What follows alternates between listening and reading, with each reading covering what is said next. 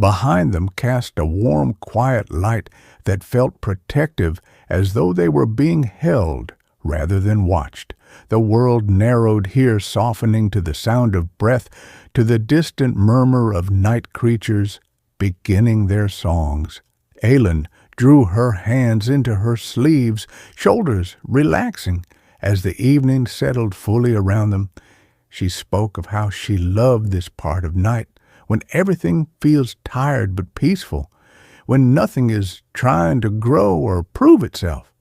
And Rowan felt her words settle deep, because he understood that feeling intimately, the relief of no longer reaching, of allowing oneself to simply be. He leaned back against the stone, letting its coolness ground him, while keeping the warmth of her presence beside him within reach. And he answered that moments like this made everything else feel unnecessary. Aelin turned, slightly resting her head against his arm with a softness that carried complete trust, and Rowan did not move.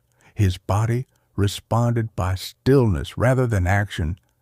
Careful not to disturb what had arrived naturally, her weight was light but meaningful, grounding him more than the stone beneath him. He became aware of her warmth through his sleeve, the quiet rise and fall of her breathing, and felt his own breath slow to match the shared rhythm.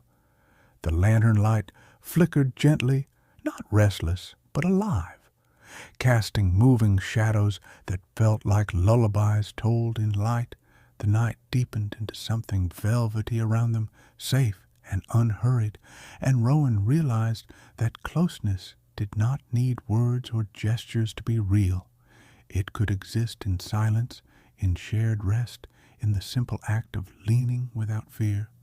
Aelin fingers shifted slightly, curling into her sleeve, and Rowan felt a small surge of tenderness, knowing she was comfortable enough to settle completely.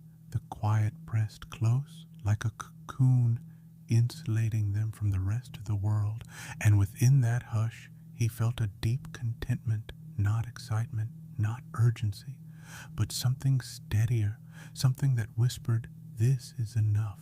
This moment is enough." He rested his head back and let his thoughts drift, leaving space only for the warmth beside him and the soft glow behind them.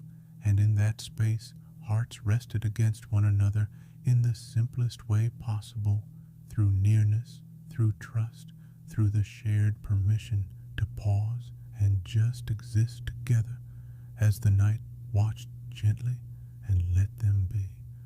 When they finally rose, it felt less like leaving and more like carrying the quiet with them.